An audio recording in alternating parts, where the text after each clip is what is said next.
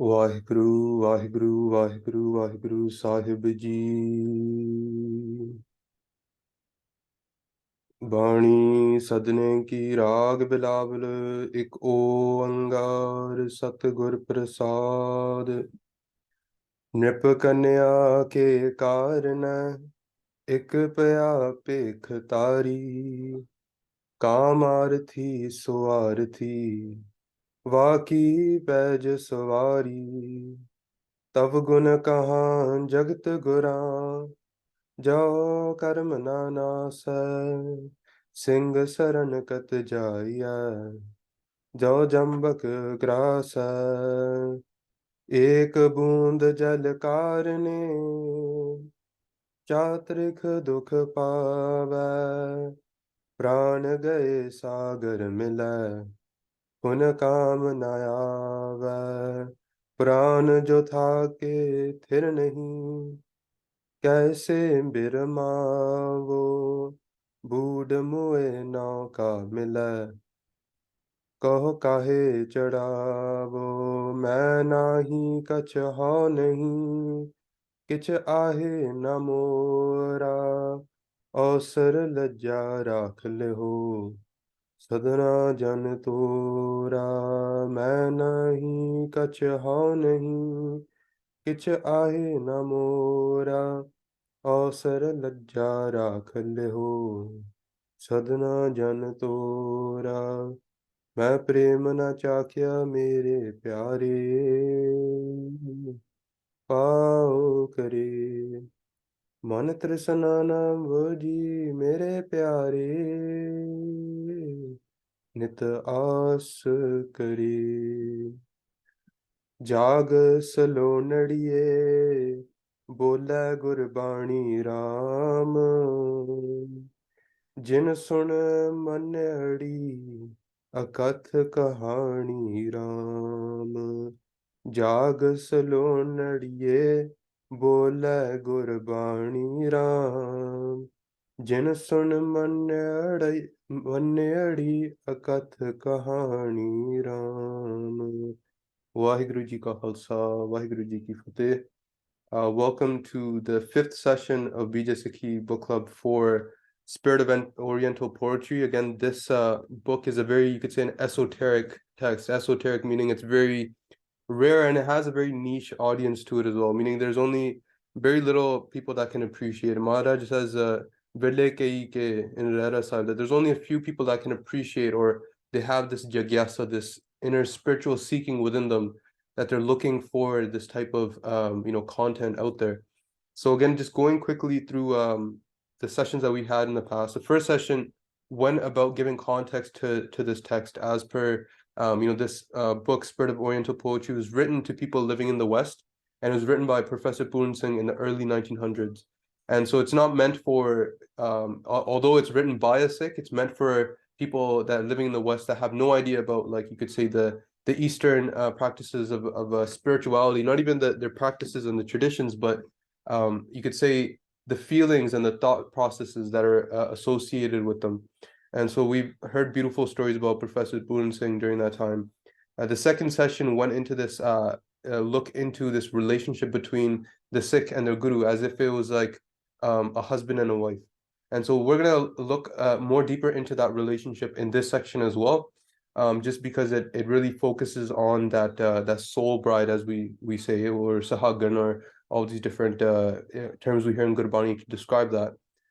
This third session then went through this practice of seeing the beloved everywhere around the world, being able to see that theme of looking for the beloved in all of these different types of ways, in these different poetic forms, whether it was in Japan, whether it was in Persia, whether it was in America, whether it was in existing within South Asia.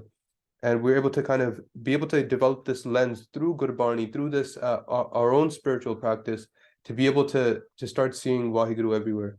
And then brought the fourth session. In the fourth session, again, quite beautifully, it was about disciple poetry. And again, disciple poetry is looking at the poetry of a Sikh, right? Sikh to the Guru, or in the traditional ways, we have like, the disciple and their master, someone who's a Pir, the Murshid, the Murid rather, all of these different types of relationships that exist within the spiritual realm. And we looked at the level of respect and love that came out of Guru Sahib themselves within their own their own lives through through Sikh itihas, through Sikh history. So that's why there's a picture here of or a painting depicting Guru Arjan Dev Ji Maharaj when they had compiled all of Adi Guru Granth Sahib Ji Maharaj. At this point, it wasn't Maharaj wasn't given Gurta Gaddi, but even at that point, Guru Arjan Dev Ji Maharaj had laid down on the floor and given their own bed towards Gurbani. And we saw other examples of Guru Gobind Singh Ji Maharaj. When they gave the Gurta Gaddi to Guru Granth Sahib Ji Maharaj, they bowed down before Maharaj. And Guru Sahib is our form today, right, as our Guru.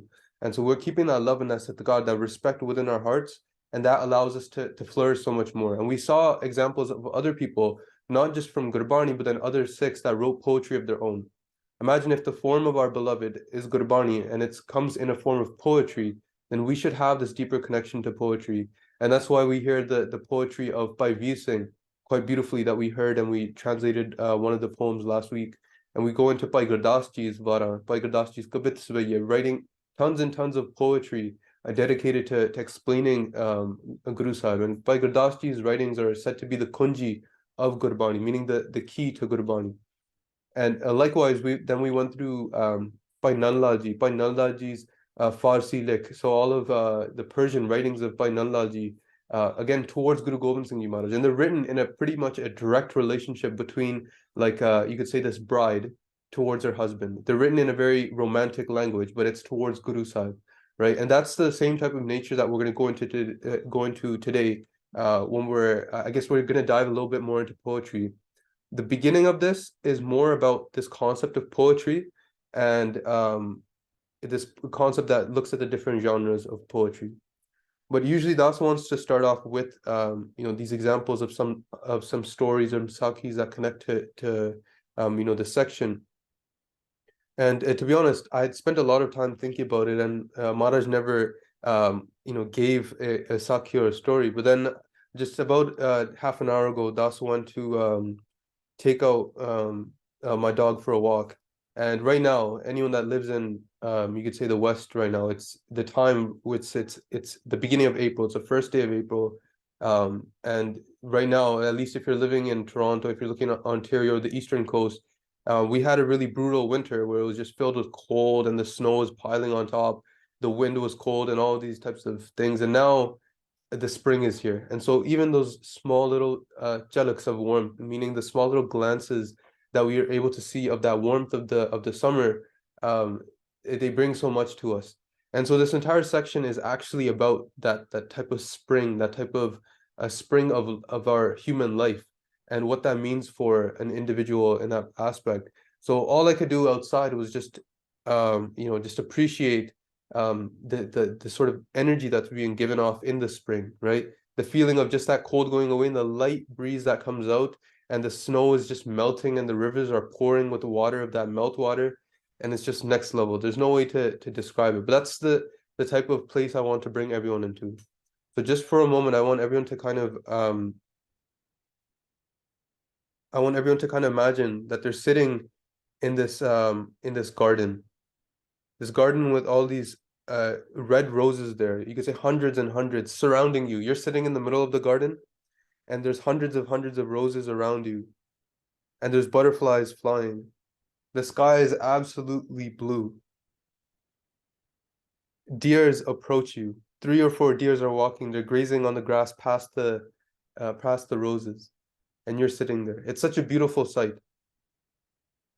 And so this type of imagination, this type of bringing our minds towards something that is quite, ideal, like where we want to bring our mind towards, like things like such as beautiful gardens, spring, animals, very gentle in nature. These are aspects of this type of romanticization of our life, of our existence. And that's the main thing of this ras that we're focusing on today, this one aspect. So before Das gets into that in particular, I'm going to go through the 9 types of ras. So what exactly are ras? We probably hear a lot within Sikh circles about apna biras, and biras is this example of this warrior energy, or this warrior type of rage, fighting spirit, as Das has written in there. But there's actually 8 other types of poetic genres, and these ras are actually these types of taste that you get when you read something. So these genres, if you're watching a movie, you might watch a horror movie, for example, right? The horror movie is very scary, and so that actually fits into Bayanak ras. Bayanak means like to be scared, or it invokes fear into you, right? So there's Rudra ras. So Rudra ras is like to a point where it's like self-destruction. Like imagine there's a warrior. It's like beyond Biras. Biras is like a warrior fighting spirit where you're like trying to protect someone or you're helping someone out. But then Rudras is like you're gonna like go and become Shaheed in battle, right? So this is there might be some poetry that invokes that within us as well. There's Karuna Ras. Karuna is like this aspect of compassion, feeling compassion for someone. So you may read about you watch a movie like Bambi. Bambi is like this baby deer, her mother dies and she's all by herself and these types of things. So those are things that make you feel pity for the character, right? So that's Karuna Ras. And then there's Hasya Ras. This is comedy, right? Pretty straightforward. It's something that makes you laugh. It might be a situation. There might be all these different types of things. There's even Hasya Ras that comes in Itihas as well. We hear Sakhis of good Sikhs that are quite funny. We hear the example of by Sutre Shah, the Sikh of Guru Hargobind Maharaj. And I don't want to, I guess we can share a story from there. That'll be the story for today. By Sutre Shah, they were this one very, you could say clever but mastana, meaning that they're kind of carefree. They didn't really follow any rules and they're kind of living in their own colors. Apne masti vich chisi. And so one time, there's a line to be able to, I believe, get to Guru Hargobind Sahib Ji Maharaj, to have darshan of Guru Hargobind Sahib Ji Maharaj. And Bhai Sutre Shah didn't want to, go through the entire line. He wanted to go directly to, I think it might have been getting Prashad actually, but it was within the Guru Darbar and amongst the Gursikh and the Sangat. And so he was in line, and the guards said like they saw him cutting the line, and they said, "No, you can't do that. You have to, go back to the end of the line and wait like everyone else." And so what Bhai Sutre Shah did was they took a very nice kapada. They took a very nice, kind of like like they turned it into a bag. They put they filled it up, and then I won't tell you what they filled it up with first. They filled it up, and then they walked towards the guards, and the guards got greedy. They're like, "Oh, whatever he's coming to offer Guru Sahib, then we might get a cut of this as well." So this is something that's he's using his cleverness, and once they got to, he handed him the bag, and he walked towards Maharaj, right? He went to get a darshan of Guru Maharaj. So he was able to cut in line after giving like bribing the guards with the bag full of the the stuff, and then he was able to have Maharaj's darshan. And then while having darshan of Maharaj, the guards came and they said like, Maharaj, he tricked us. Like, look what he's bringing to your darbar. And so he actually bought like a bunch of scraps. Like he bought like a bunch of, I think it was garbage or it was like broken glass or something like that, something that didn't have much value. And he put them into that very shiny bag. Matlab bottom from outside, it seemed like you don't know what type of treasure is inside of it. And so he brought it towards the guards, and then he was able to be let in. And he's using that cleverness. And the whole thing with that was just to teach those guards like a lesson that that like what are like Jire Premiya, those who love Guru Sahib, they'll find a way to connect to Guru Sahib. And so there's more details as to what happened afterwards in Guru Hargobind Sahib Ji Maharaj, like the type of lesson they gave to the Sikhs as a result. But there's one other example where I remember very clearly. There's kirtan happening in Maharaj's Darbar, and in the middle of the kirtan, like there's people that were sitting there in the Darbar, and Pai Sutre Shah went up and then they swore really loudly, right? Una gaal kaddi, right? For most of us, we're like, whoa, what is he doing? Why is he swearing in Guru's Darbar? And so that's exactly what the Sangat did at that time. And so the Sangat, as a result, they punished him. They said like, you're exiled, meaning like you have to leave from here. And so after a while, after I think maybe a couple of months, then I think Guru Hargobind Sahib Ji Maharaj went to where Bhai Sutre Shah was, or Bhai Sutre Shah like came back to the Darbar, or he was somehow able to get to Guru Hargobind Sahib Ji Maharaj. And during that time, the Maharaj, the Sikhs got upset. They're like, Maharaj, why is he here, right? He swore in your Darbar. And Guru Maharaj, knowing Maharaj the Jani Jani, meaning they know everything, they understand, they're antarjamiya, they know what's happening on the inside. Um, they still asked the Sikhs like, oh, what did he do wrong, right? And so the Sikhs said like, he swore in your darbar. And then what Bhai Sutre Shah said was like, they're not your Sikhs, Guru Maharaj, they're my Sikhs. And so that's a pretty, even saying that is like kind of like, oh, ita hankar vich keh raha hai, that he's saying this in ego, that that we're his Sikhs, we're Guru Sahib's Sikhs. And then Guru Hargobind Sahib Ji Maharaj in front of the Sikhs, they asked Bhai Sutra Shah, what do you mean by that? Right? This is all in this khed, this moj, is for us to learn a lesson from. Um, so what ended up happening was Bhai Sutra Shah said, look, they're my Sikhs because they remember my words, but they don't remember your words. And the Sikhs are like, no, that's not possible. Asi Guru Sahib de Sikh hai, we remember the words of Guru Sahib. Asi Guru Sahib de Bani asi chete karde hain. We remember Guru Sahib's Bani. So he said, okay, tell me this. All that long time ago in the Darbar, when I swore out loud, what did I say? Right?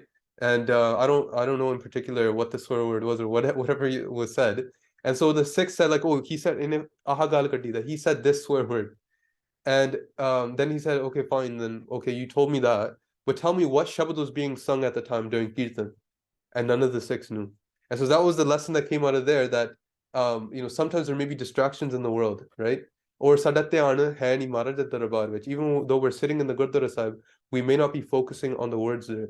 So Bhai Sutra Shah proved that to the Sikhs and made them think to themselves, maybe we should be concentrating on that Gurbani, right? Although he did it in a way which is quite which we shouldn't, I guess, do today. We shouldn't just go and swear in the darbar, but it was his must. He was like a fakir. He was like in his own like colors, meaning like he's someone that didn't really follow the rules, but in his type of ways that he acts and his personality, he's able to teach these spiritual lessons to others around him, right? So that is a very we say has at us. Like a lot of people find it funny when they hear the Sakya Pai Sutresha, right? So these are examples again that come up in Itihas. But then there's Pith Basras. Pith Basras is like something like a disgust, right? There's Puta Illa Kagi Gosat Pakhea, that like the all of the Puta, like these demons, these ghosts, Illan, these vultures, Kagan, these crows, they're pecking, they're Gosat Pakhea, they're eating this meat, right? And what this is from is Chandi Divar, which is Bani by Guru Gobind Singh Ji Maharaj, that is speaking about the realities of battle. When a war breaks out, it's not all like although this class and this book is all about rainbows and clouds and very flowery things like that. When a war breaks out, it's not like that, right? Guru Maharaj shows us, and again, this is in a poetic form. They show that there's going to be dead bodies all around. There's going to be blood flowing. There's going to be animals like scavengers and things like that eating the thing. It's very disgusting, but it's meant so that like when you were to recite this Gurbani all the time, when it's actually around you, you're not going to be scared. You've already visualized it, right? Because you practice it all the time. So there's even forms as to why that Pith Basras exists as well. Then there's Adbud Ras. Adbud is like this being of being the state of being wonderstruck, being awestruck, when you're just like wah, wah, wah, wah. And it like in the same way that Astarj, that Wahe Naam Astarj ka hai, that this Waheguru is like the name of this wonder, being wonderstruck. Like when you do jap of Waheguru so much, you start to feel this ras, this anand, this bliss that comes out of this divine bliss. And all of it, you get into a state of adbut ras. And that's this wah, wah, wah, Waheguru, Waheguru, Waheguru, Waheguru, Waheguru, Waheguru, Waheguru, Waheguru. This Waheguru. And that type of adbut ras, you'll hear that in Gurbani as well, describing that. Hum bism pe mukh lage, that I'm in such wonder, having faced you, Guru Sahib, having turned my mind towards you, Guru Sahib. ਫਿਰ ਇੱਕ ਆਉਂਦਾ ਸ਼ਾਂਤ ਰਸ. ਸ਼ਾਂਤ ਰਸ is again directing towards peace, right? When you hear Maharaj is Sada Sukhdaiya, that Guru Sahib is our peace giver. When we constantly focus on the process of passing down peace or processing, we recite, for example, Sukhmani Sahib. That Sukhmani Sahib, the entire Gurbani is bringing our mind to peace. It is the jewel of peace in itself, right? So you can see all of these different things. What it is our mind is very chanchal. Sada man bhajda bahut hai. Our mind runs around so much. So sometimes we have like, our mind is like, it wants to have some sort of, you could say taste, or it wants to have some sort of genre. We pull up a movie and we're like, I feel like watching a scary movie today. I feel like watching a comedy movie today. So the whole thing is it's taking these tastes that your mind is looking for, but in a terms of Gurbani and in Sikhi and in Sikh Itihas, we're turning our mind through we're using these as like rivers, or we could say these guides that bring our minds back towards Guru Sahib. So it's like, okay, my mind feels like watching something funny today. Let me hear a Sakya by Sutresha. And so that Sakya by Sutresha, although it's comedy, my mind is getting attached back to Guru Sahib. I want to watch an action movie today, right? Or I want to hear about something jungy, right? Let me hear a Saki about Bhai Khadag Singh, right? Let me hear a Saki about any of like the Juds that the Pangani, the Jud of Guru Gobind Singh Ji Maharaj. Let me listen to Tadiwara. Let me listen to this Kavishi that is about all about war. So this is what this type of these genres can connect us to, because these genres existed for so many years. Even before Sikhi came to be. These are quite old ways of understanding and breaking down poetry. But the thing that Guru Sahib does is they take these things and turn them towards they turn them back towards this divine path, to this journey of this destination of merging with Vaheguru. And so one aspect of that is Shingaras. So Shingaras is like Shingar means to like decorate. It means to like glorify something. So oftentimes it's like romanticizing something. Romanticizing doesn't mean in its original definition is it means to isn't about like love per se. Romanticizing something is to make it more ideal than it actually is. So like for example, if I romanticize nature, it's what the example that I gave earlier. We're all sitting in the garden. It's just roses, roses, roses around you. And then there's deer that are walking by. There's butterflies that are flying in. These types of things. What it is like that's not what you're physically in, right? Like you're not I'm in a room somewhere in Canada where like the grass hasn't turned green yet, right? But in my mind, I've brought it to a place where I've kind of altered reality to bring peace into my mind, right? So this type of thing is like what romanticizing is, right? So we can use that, even that romanticizing, in a way to bring our mind out of the illusion.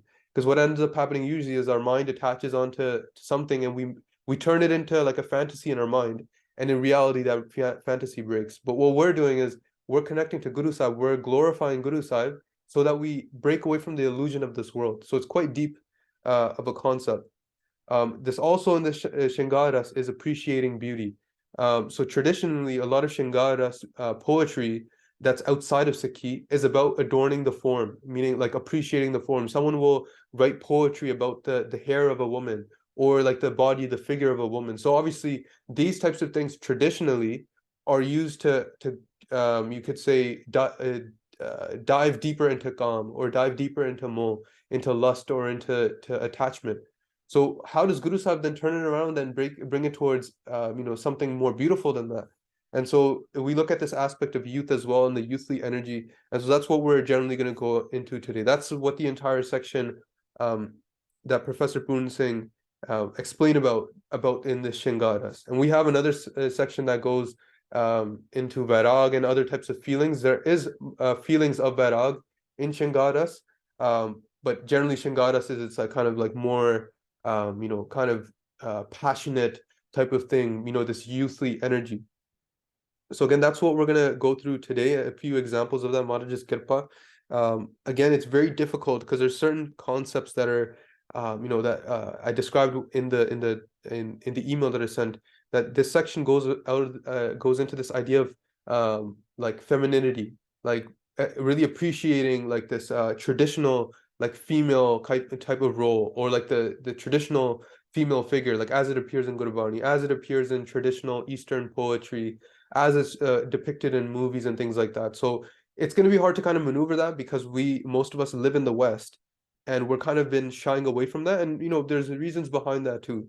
We see these unequal relationships between people, pay gaps, and all those types of things. But we're going to take this strictly on a spiritual manner, right? So we're using all of these things to connect us spiritually. So Maharaj says, Bal Javani or Birdafon, Teen Avastha Jan. That this is Guru Tegh Bahadur Ji Maharaj. They're saying that there's three avastha. Avastha in this state, there's one avastha that's called a spiritual state, meaning someone can be in this, the state where they can see, they can be antarjami. They know everything that's happening in everyone's hearts, right? That's like one avastha. There could be an avastha where they're Videh Mukht, where they're like detached from their body, right? There's all these types of spiritual states, but the teen avastha that Maharaj is talking about, the three avasthas that are being discussed here, or you could say they're different aspects of our life, right? Traditionally in India, there's like Char Ashram. Char Ashram are like the different four different categories of life. and it's usually what is it, brahmachari, grist, apna vanprast, and then sannyasi, right? So these are four ways that India usually sees it in like Vedic traditions or whatever.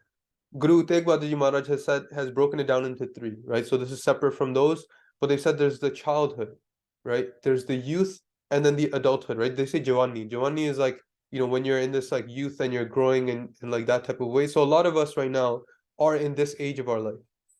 And then they go to elderly age. So the main reason why I'm bringing this up is because when we hear these conversations in poetry about spring, about the winter going away, and now there's like this energy that's coming in. It's the same way within the human life as well. When we're children, we're still developing, and there's all of our you could say our growth process is towards our physical growth and like our cognitive growth in that way. But when we reach this age of youth and adulthood, it's just straight passion and energy, and a lot more focus towards the world, right? It's like we're appreciating the world in its full form, like in the like our five elements that exist at this moment in our life. Our you could say um our eyes, all of our five senses are working at like max load, and meaning when we're in elderly age, those things stop to work, right? They stop working. Sir kampyo pag dagmaga nan jote heen.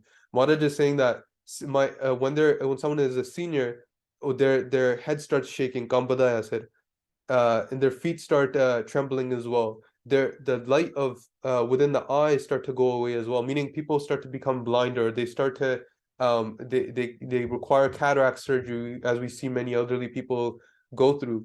So the youth and adulthood is a time where we're like fully engaged with this entire world, and we're full of this energy, we're full of this passion, and this is said to be a very careful time, right? It's a very dangerous time too, right? In Gurbani, a lot of times, like Maharaj is talking about Joban and the dangers of Joban, the dangers of youth, because like our vikars are on like full max as well. So the whole aspect of this poetry is it taps into that. It invokes those feelings. It invokes those parts of your life, of your insides, and like expresses it.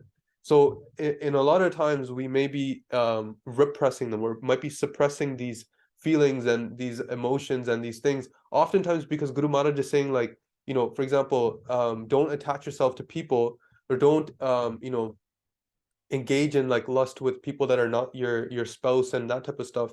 But a lot of people who are youth and young are not married, right? And they have all these things, and it can't be expressed quite a bit. So this Gurbani, and this the way that Professor Puran Singh put this, at least for Das, when I was reading this earlier on, like a few years ago, when I first read this, it allowed for all of those things to, like those those passions and that energy, to get pushed towards Gurbani, and get pushed in a way that whatever I read will allow me to express these feelings, but bring these feelings back towards something divine, right? So we see these different relationships within Gursikhi, as well as other spiritual traditions as well. We see that example of Mata Kaula Ji. Mata Kaula Ji was someone who was being fostered by a Muslim Qazi, and this Muslim Qazi had kept her and pretty much like physically abused her, not in a a sexual way, but physically abused her, and like she was pretty much in this nark, in this hell of her life, right? And so she had gone then to Sai Mia Mir, who was a respected Muslim saint during that time, and Sai Mia Mir was really close to Guru Har Gobind Sahib Ji Maharaj. And so she had requested to be saved from being in this imprisonment of that Muslim Qazi at that time, right? And again, there's good people within spiritual traditions. There's bad people as well. Like Sai Mia Mir was also a Muslim as well. Tao Bade Chardi Kala Si, right? They kept a very close knit relationship with the Guru Kar, with the house of the Guru. And so Guru Har Gobind Sahib Ji Maharaj ended up saving Mata Kaula Ji. But you could imagine that type of feelings that Mata Kaula Ji had for her savior, right? For the person that saved her from this nark of her life.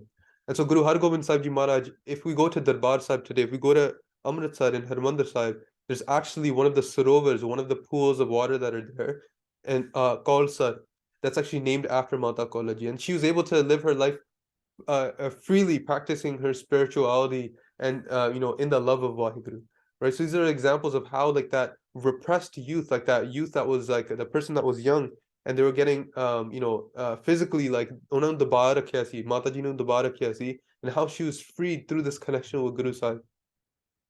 We see other examples of these extreme emotions of missing someone, of yearning for someone, for yearning for a beloved. This forms the most during this time of youth and adulthood, right? Our emotions, our passions are at their maximum, like I was saying. So all of these feelings and emotions, they run kind of wild, right? So in this way, it's hard for the average person to, you could say, control these, or even be able to direct them in a way that is a good outlet. Many people can use this energy towards like sports, physical activity, again, but there's also this emotional aspect of it, and the poetry and these writings, these books, they dive deep into that as well. And that's actually the reason why Das is writing Prem Prakash as well. One, to express these things, but as well as to get those people who are also feeling those same type of things and looking for a way to kind of express this energy. So they're not looking for the wrong outputs for calm, and they don't get lost in like the world's own traps of Maya, that they're able to do it by developing this relationship with Guru Sahib. But again, this youthly and adulthood is like spring, like I was mentioning before. We hear the entire rag of Basant, and obviously in India, Basant is in February, the time when spring arises there. But right now, in say North America, spring has come now. And there's a thing called spring fever as well, that people start to, like, especially young people, they start to go crazy. Their emotions and their hormones are out of control, because the energy that brings, like the natural energy of the flowers blooming, the water rushing, and like the birds chirping, all of these things, like the entire world is in this state of growth and just flourishing and blossoming. But this Basantarag and a lot of Gurbani from different aspects helps allow us to look at this basant and this flourishing and this thing, and in order to avoid that spring fever, brings our mind back towards Guru Sahib, and it allows us to look at these natural beauties that we've kind of romanticized in our mind and attach them back to Guru Sahib. We hear dekh fool fool ahang tyag tyag tyage. So dekh fool, looking at the flowers, dekh fool fool, that looking at the flowers, that this flower of the person is blossoming, right? So a lot of people, by looking at the nature flourishing, they internally flourish, and this energy grows inside them. But then what is Maharaj is saying? Maharaj is saying dekh fool ahang tyag tyag tyage, that the ahang is your ego. And when I see a flower and the flower is blossoming in the color of Vaheguru, in the same way, the ego is renounced, tyag, ahang tyag tyag tyage, that the ego is now renounced. So the same way, that same energy, Maharaj is using that Shingaar us to bring us back towards the divine. And it's not saying hold these things back or hold them, repress them. Maharaj is showing us a channel to be able to connect back to them through this experience of the spring, or through this experience of this youth and adulthood, of this young adulthood that a lot of us are going through. Maharaj talks about like the shabad that we were playing before we start the session. There's Kuchaji, Suchaji, Sohagan, Dohagan, all these examples of the young bride, right? This young bride, this youthly bride, this feelings that are attached with the bride, and especially because the bride is quite young in age, the bride is often also associated with these things, right? And again, we go through, Professor Puran Singh goes through this example of why there's a female role specifically given here and not a male, and we'll go through those things as well. But hopefully that's starting to make sense as to why this youth is associated with the spring season, as well as the Shingaras. Like the Shingaras is again complete, like someone who is elderly. You see elderly people wearing very simple clothes, and they're wearing very simple type of colors and things like that. And so children are kind of just like all over the place. There's not much to them. Their parents are often clothing them and feeding them and doing all this stuff. But then our senses are at their peak in this adulthood. So a lot of people are also wearing clothes that are very, very flashy or very luxurious and things like that. And obviously Guru Maharaj says like Baba hor pehnan khushi khwar jit paide tan pidiya ban mein chal hai vikar.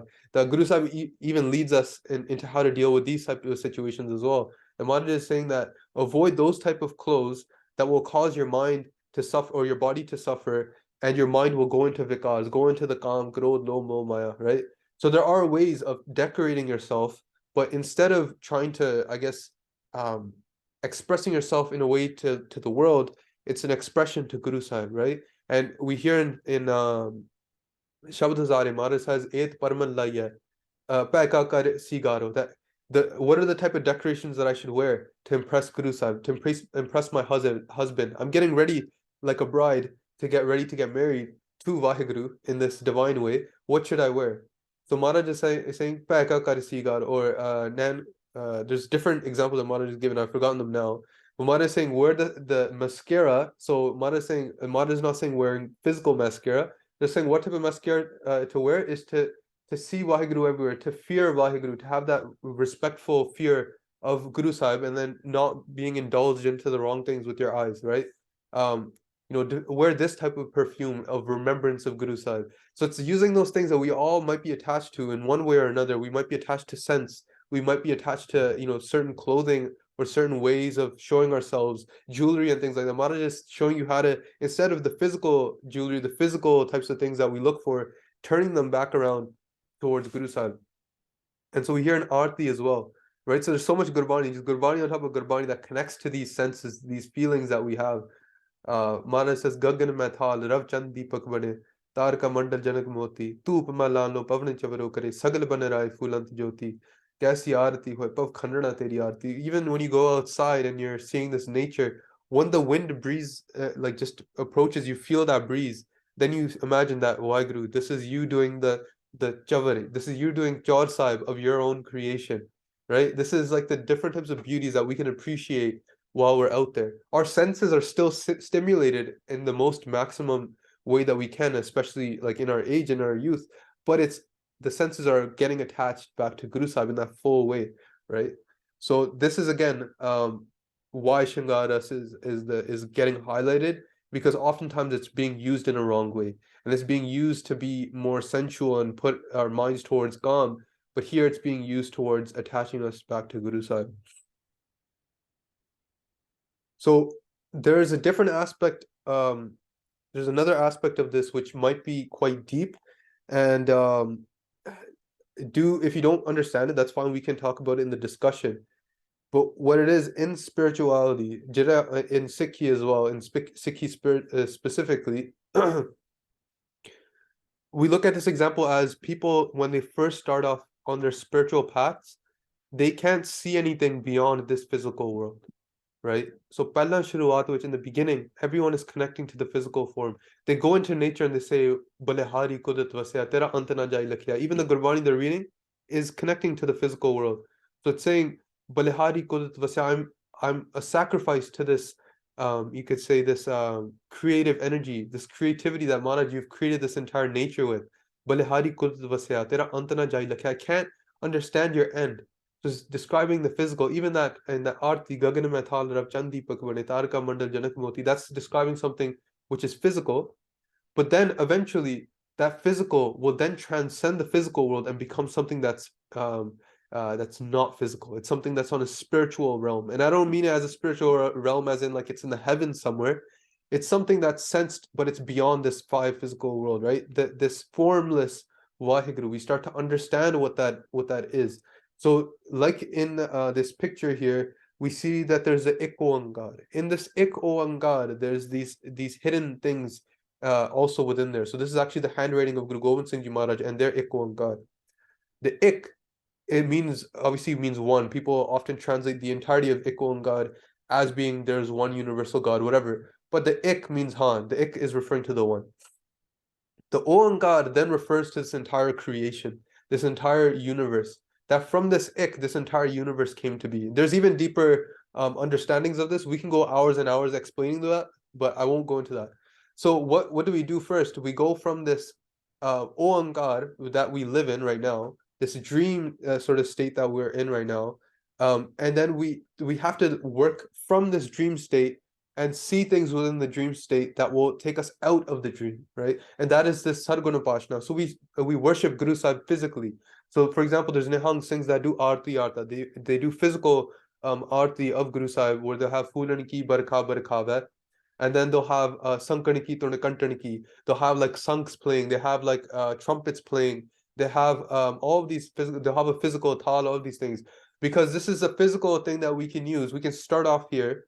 Eventually, when we reach the spiritual maturity, we'll also be participating in this physical worship, but then we'll also be able to dig into the depths of our true existence, where we're doing worship of the Nirguna, this Nirankar, this formless Vaheguru, right? But it has to start at a point where it's the physical world. We appreciate the physical world first, and the physical world symbols start to get transcended into something that's higher than that. So something that's beyond this. So that's why Das is saying here, ripening in spiritual maturity, you start from the form, and that's what the Shingaras is. It's again appreciating the form, the entire universe in the way that we understand it, and then slowly through that love, that infatuation that you have of the physical, meaning like the physical, like the Satoguni world, the saintly world, the world that focuses on this divine love, you're able to transcend it and be able to understand the formless Waheguru. And that's something that happens with practice, right? Through this bhakti, through the spiritual practice. So again, you start to see Guru Sahib everywhere, and you start to see Guru Sahib everywhere, that even if this world was taken away, all you can think about is Guru Sahib. And so this is what this entire section is explaining.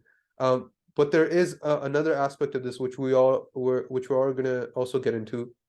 But one example Professor Puran Singh gives is this example of a Japanese painting.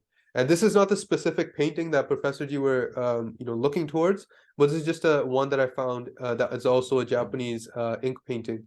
And so they told a story within this chapter about this wild horse running through rice paddies, right? So you can imagine countryside Japan somewhere, and they have a lot of these rice paddies planted, which is rice is, if you don't know, is grown in like water, right? It's like submerged in about like there's probably like it's shallow water, but that water is required for that rice to grow. It's not just like a regular field. And so this horse is running through this field and is grazing on the different the crops that are planted there. And the farmers start to chase that horse. They chase that horse until that horse goes into a hut. He goes into a small little hut, like a house. And so when the farmers go into that hut, all they see is there's one man sitting there, and there's the painting of the horse that they're chasing after on the wall. And so this is something that's it seems like, oh, what does that mean? What is the entire purpose of the story? But it's to show that when we physically chase after this, or not chase after, but we physically go into this form, we slowly start to progress towards the one who created it all.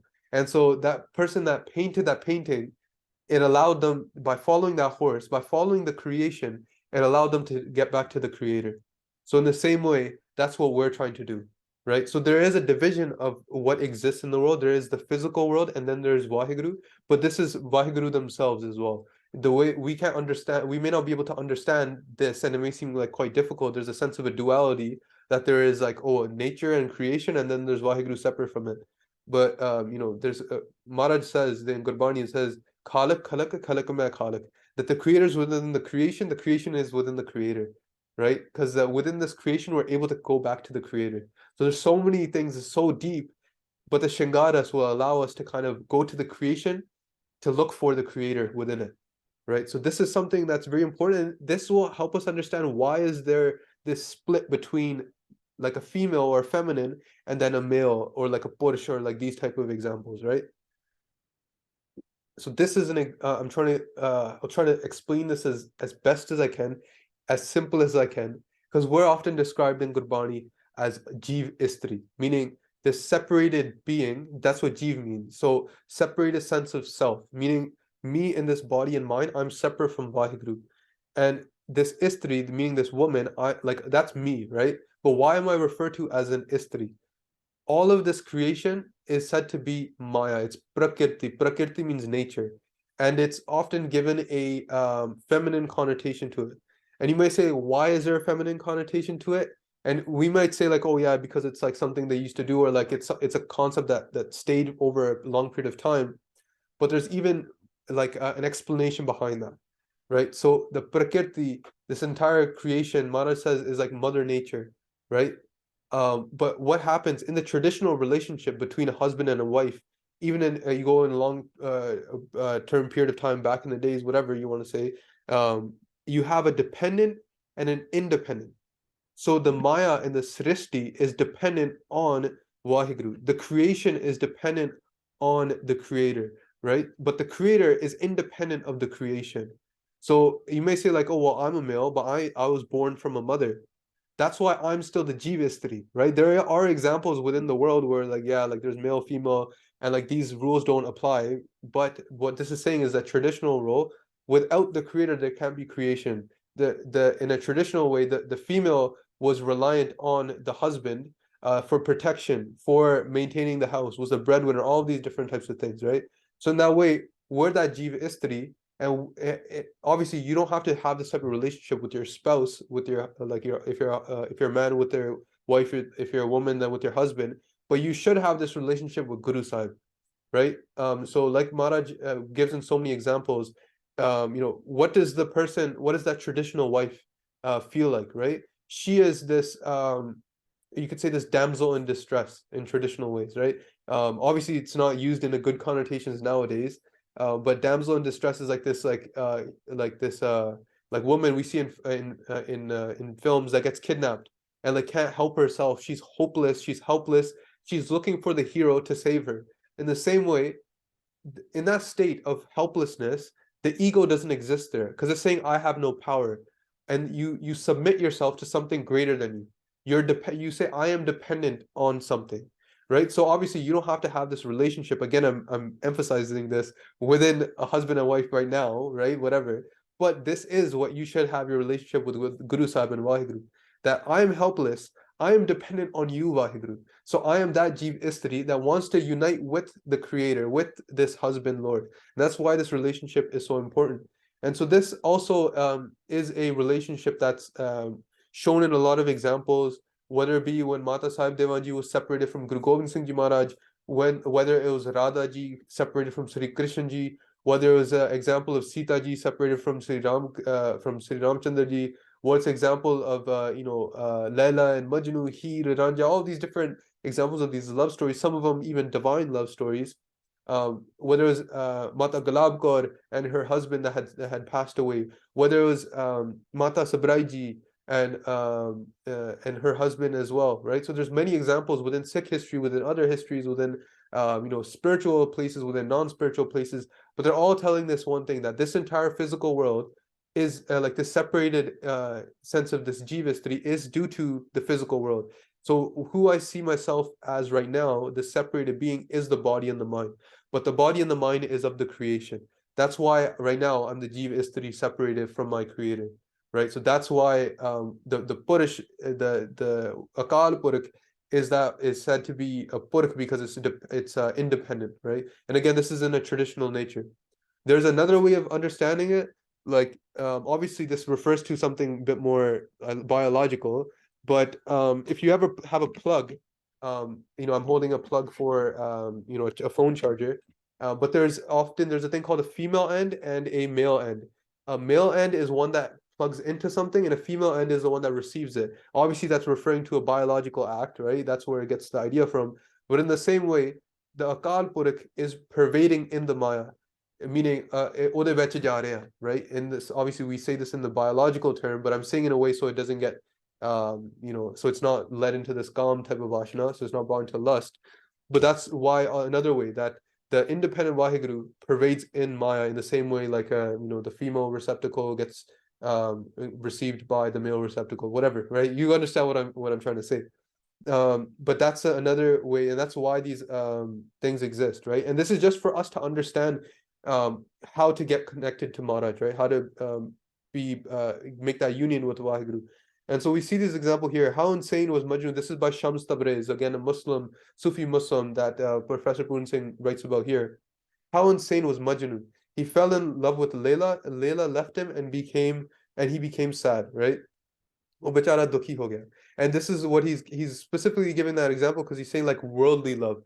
He's saying that when you fall in love with worldly people, meaning dunya de vich lokan, you get infatuated with other people, whether if you're like a guy that falls in love with a girl or a girl falls in love with a guy, your heart will break some way or another. But then they say, look at how strange is Shams Tabriz. When he fell in love with himself, and as he saw himself, he found nothing but God in himself. When he's connected to his true self, then what did he didn't lose anything. he found Vaheguru, he found God himself, right? So eight चीजें बड़ियां जरूरी हैं. So again, Maharaj says na nar hai na nar hai, that Vaheguru is neither male or female in their true and formless way, right? Because then formless means that there's no form, there's no male or female characteristics. But for us to understand this, we need to be able to connect using these terms that exist within Maya, the symbolism. As all of this Shingaras is trying to connect to the symbolism that we can connect to as youth, as people are young, and get to something that's higher than this, right? To transcend it using this Maya in itself. So these are quite deep things, but Professor Puran Singh is introducing them in such a beautiful way that all you have to do is love Guru Sahib. When we love Guru Sahib, then we can easily transcend this Maya, whether we understand it or not. So Anji, so again, Das already explained this, but I'm going to go quickly into parts where Professor Puran Singh specifically highlights a couple of stories that he has that go into this type of example and how he introduces these stories to begin with. He actually really appreciates the role of a Punjabi female perspective within Punjabi poetry. If you hear any of these love songs, most of them are written from the perspective of a female, and it's to show that these deep emotions of yearning, of distress and pain and separation are best understood by a woman. Because when you look at they give an example of the Persian relationship between when a man is explaining his love for a woman, then oftentimes it's shown. Look, it says woman is still held in subjugation and not deemed to have a soul. So here it's like the woman is kind of objectified, when in Persian poetry, it's just like an object. A woman is something that they're trying to connect to, right? And I'm sure there's examples of poetry that prove otherwise. But for the most part, this is what they're trying to explain, that Persian poetry often dominates that type of role there. But when you look into Punjabi poetry, it looks into the soul, the inner nature of this woman, the femininity that we can all learn from. And so, what happens in Punjab, and throughout ages and ages, Punjab has been an area of invasion, and people have been defending it, fighting in wars. Even before Sikhi, when Sikhi came, all the Shahidi that happens, even the that relationship in the Panth, a lot of the Singhs go out and become Shahid, and their wives are left taking care of the children by themselves or with the Panth, and those feelings are something that could be shared through this Punjabi poetry and these examples of the separation. And so right here, what I've italicized here, other literatures in which man is painted to love woman say nothing about the music that lives in the silent depths of a woman's love. Punjabi poetry is reproducing in such a way as to let us overhear the song of those unknown depths. We all know the waters in which man stands as far as his love for a woman goes, but few can plumb the unfathomable heart of a woman. She is silent. So this is describing the traditional woman within India who doesn't express her love to everyone. She doesn't go and say like, oh, like this is how I love my husband and that type of thing. It's a love that she keeps behind closed doors, meaning that she expresses to herself. It's in her thoughts. She's thinking about her husband. She's thinking about her spouse inside of her, right? It's not something she can express to everyone. It's something that only she can fathom in her silence, in her modesty. This is the way that Professor Puran Singh explains. She is silent, but behind her silence, 100 songs are waiting to be sung, 100 feelings to be expressed. The masters of Oriental poetry alone were right, who sang their love from the soul of a woman. And so this is saying that perspective of a woman, when it's being spoken about in poetry, and it's even sung by, even though it's a Guru Sahib writing it, they're writing it from a female perspective, right? This koli, this it's a feminine, it's a female thing that's being used here, right? Sohagani, that Behari is making it, even Sohagan in itself is a female term, right?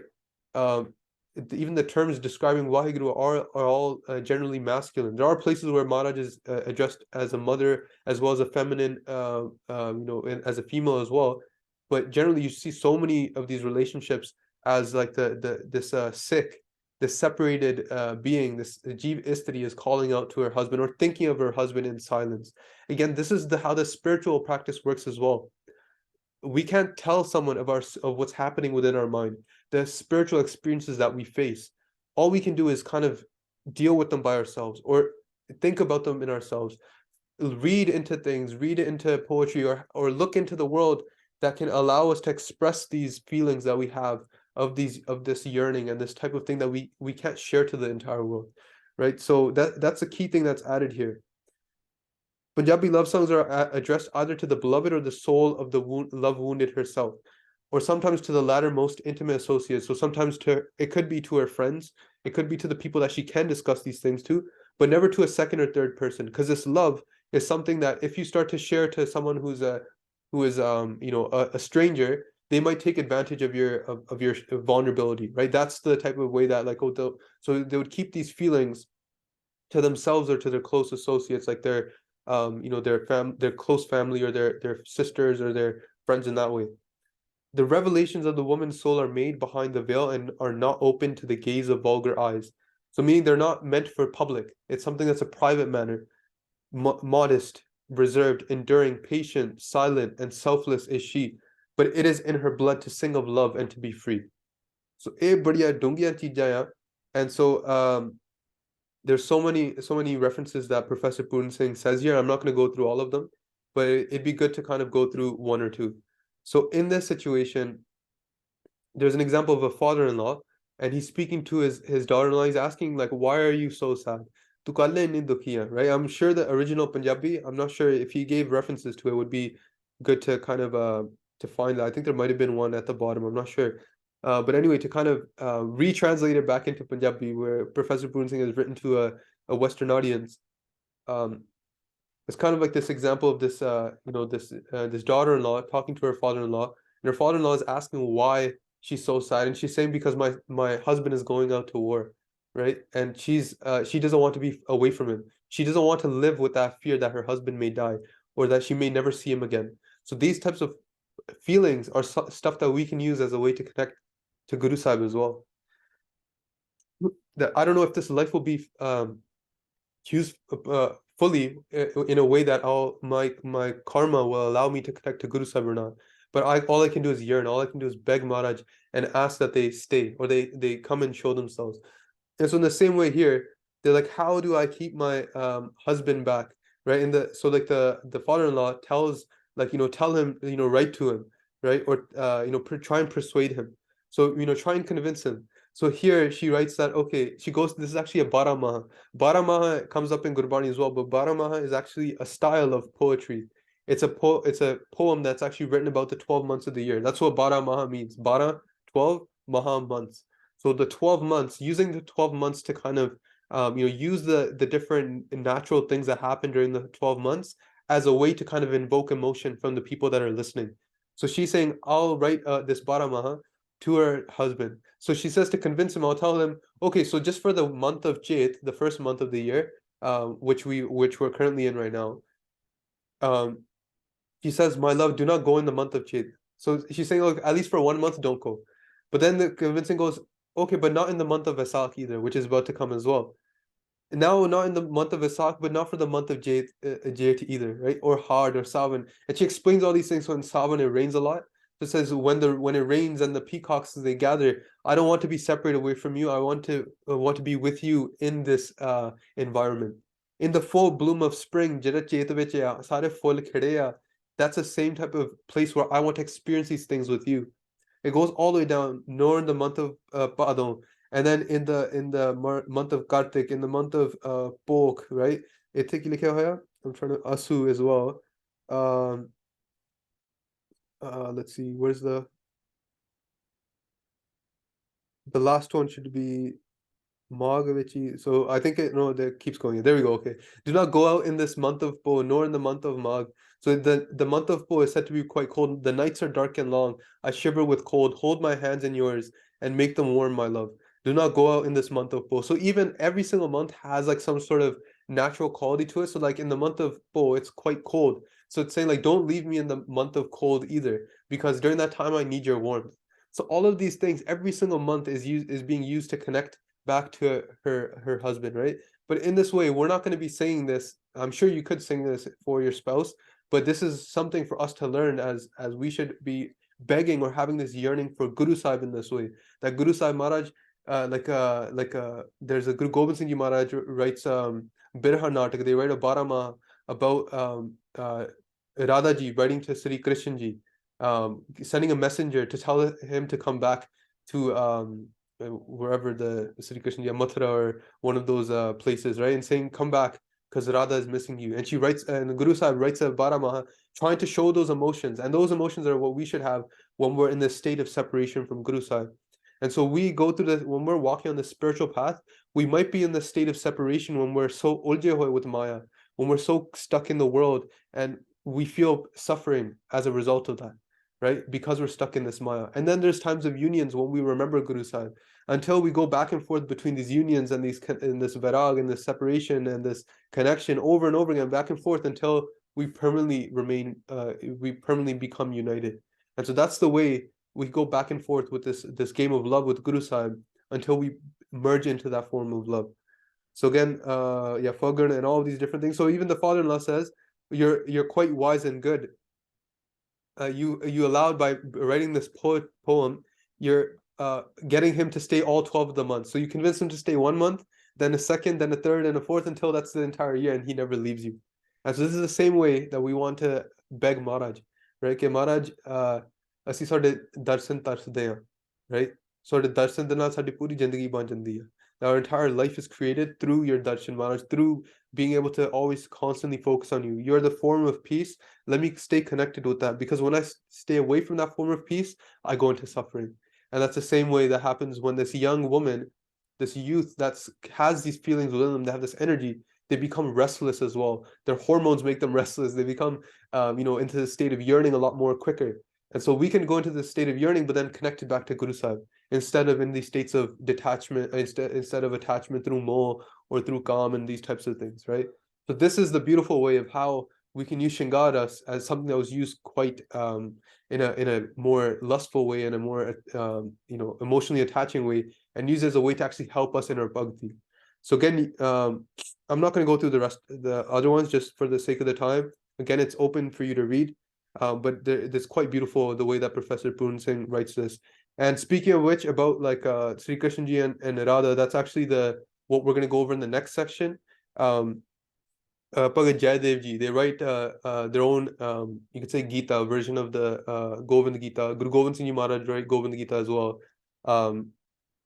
But that's what Professor Puran Singh features, like as a short little thing, like a play that kind of highlights these things of this like type of youthly energy, and how this passion, and how we can direct it towards something more higher than that, and how Radhaji is described as a woman who is missing her husband Sri Krishna ji, and like how she's going through so much pain and yearning, and how that comes out. So hopefully we'll be able to understand that quite a bit, because that's what the entire section is about for the next section. And so after that, I think there's only 2 more sections after that. So we're more than halfway done through this book. There's only about 3 or 4 sessions left. And there's a lot of, Professor Puran Singh is quickly moving through these things that take a lot of, contemplation. We might be hearing these ideas, but a lot of these ideas are actually meant to be you sit down and you reflect upon it. You start to slowly visualize it in your life. You slowly start to apply it in your life. These aren't things that happen overnight. So we do that benti to Maharaj, main prem na chakya mere pyare, pao kare mantra sanana boji mere pyare nit aas kare. That I don't know what this, I've never tasted this love before. Please let me have this love for you. My mind's desires don't go away, and through these mind's desires, I don't think about you, Maharaj, and I'm separated, but I hope every single day nit aas kare. So ਇੱਥੇ ਦਾਸ ਸਮਾਪਤ ਕਰਦਾ ਹਾਂ, ਭੁੱਲ ਚੁੱਕ ਮਾਫ ਕਰਨੀ ਜੀ. I'm going to end it here. Please forgive any mistakes. I've made a bunch. Obviously, this is kind of how Dasas perceive this book, and how I've kind of seen it as a way to help my own spiritual path through Good Prasad, through Maharaj's Kirpa. So hopefully we're all able to do that, learn something from it. Again, take away those things that are not going to help you, and use this as kind of like a sword, right? A double-edged sword. A double-edged sword like a khanda can be used to harm someone innocently, or it can be used to help and protect someone. So in the same way, this Shingaras and this way of looking at the world, learning this knowledge, you can continually dive deeper into lust and emotional attachment, or you can use it as a way to protect your spirituality and walk further on this path of Sikhi and this path of spirituality, regardless of whatever your tradition you're from, that you can stay to that jin prem ki ho tin hi prapayo, that whoever loves their ishtadev, they're able to attain them and find their sense of peace or salvation or whatever they see, their mukti, their liberation. So again, please forgive any mistakes that Das has made, and we'll go into discussion after Das ends the recording. Vaheguru Ji Ka Khalsa, Vaheguru Ji Ki Fateh.